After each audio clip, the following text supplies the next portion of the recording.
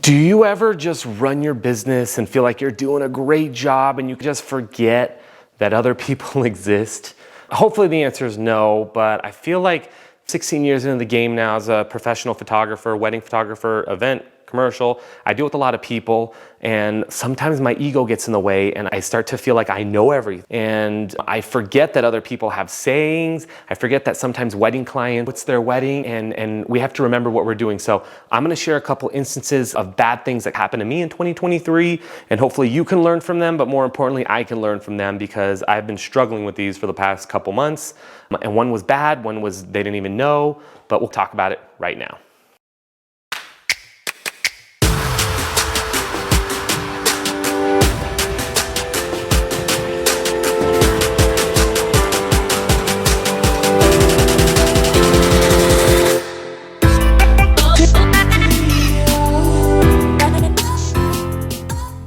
What's going on, guys? It's Jeremy with Jeremy Lou Photography. Thank you so much for tuning in. Guys, if you're new to the channel, please consider subscribing. If the video helps you anyway, give it a thumbs up and click that bell for notifications. I'll tell you every time I come on.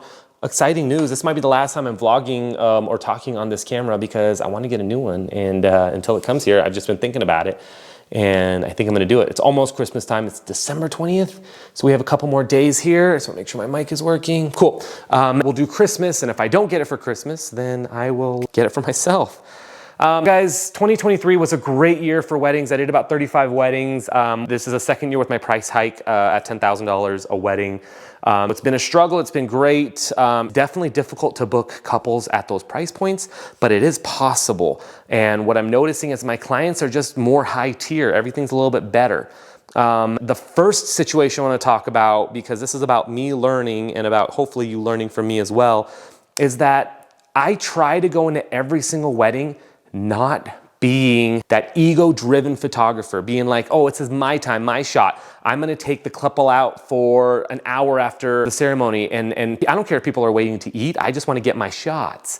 Forgetting that it's their wedding, right? So every time I book a wedding, I put myself in the position of the bride and groom, knowing that they're gonna wanna remember this for the rest of their life. And it's not the photos they're gonna wanna remember. Yes, we're gonna provide those photos, but they wanna remember the experience of the wedding. They wanna enjoy part of cocktail hour. They wanna enjoy hanging out with their friends and family.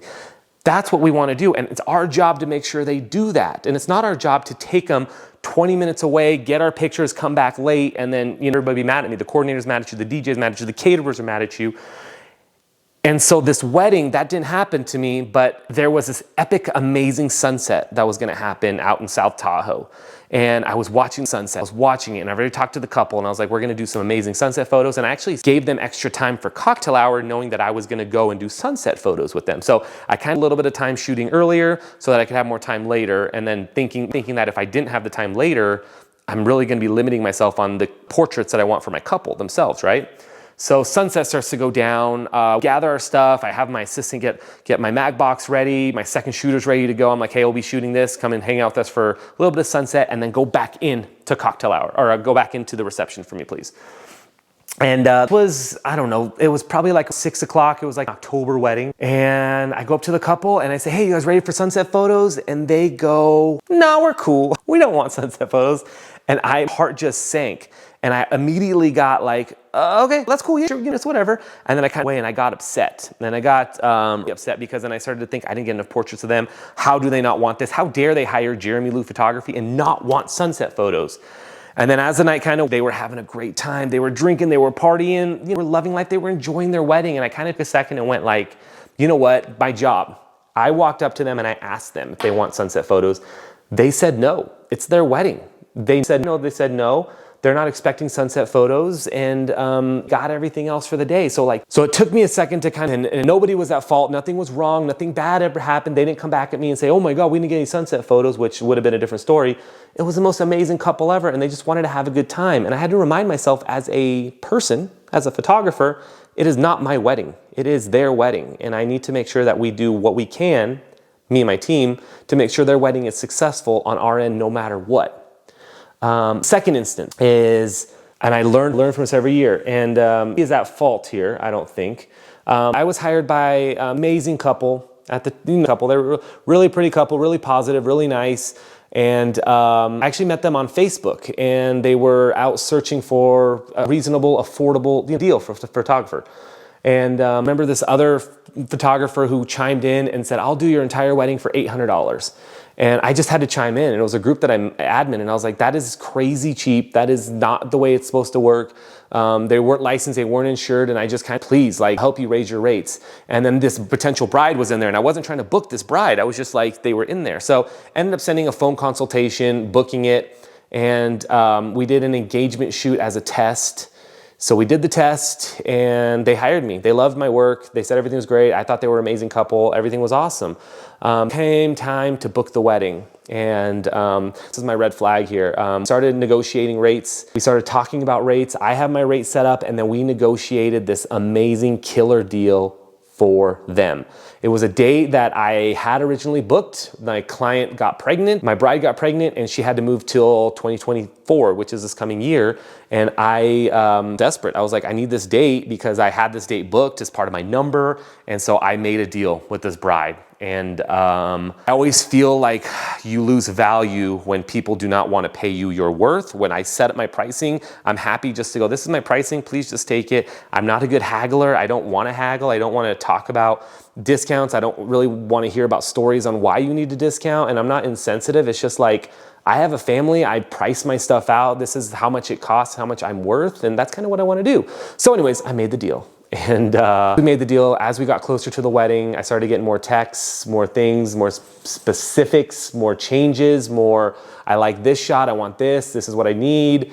And not what I usually expect anymore, especially how long I've been doing it at my price point. It's more of like, trust you as a vendor. We trust you as a photographer, kill it. Thank you so much for being there. And I'm not, ego's not big enough that I can't be like, yeah, let me send me your Pinterest and let's go through it, because I want them to be happy. I want to be happy too. And I give my assistant the Pinterest list to come through. At the end of the day, we did the shoot. Wedding was amazing. I helped the bride through numerous situations, numerous almost catastrophes that are happening with the weather in Tahoe, with things that are going on. And I was excited. I sent the gallery, and within 30 minutes of sending the gallery online, I sent a little secret gallery, like, don't tell anybody you got this. Well, I got a list. I got a really long email of why they hated my work. And they liked me. They were like, we like you as a person. We hate your work. A lot of stuff was blurred out, a lot of stuff, like getting the back of heads and all these things that kind of make sense. And in fact, I over-delivered this gallery. Now, I can tell you all day long that I love the images. I sent them to vendors. I sent them to people to look at after I got this email, and everybody had nothing but positive things to say, but ultimately it doesn't matter when the bride doesn't like your work.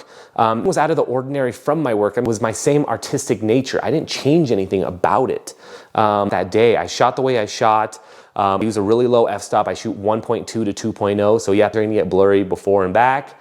And there was a few situations where I was listening to the client when I shouldn't have, where they didn't want to go to a certain location. They wanted to be at this location, shot on the beach, but they didn't want to shoot on the beach. And it was a very extremely windy day, stuff like that. So all the excuses I have.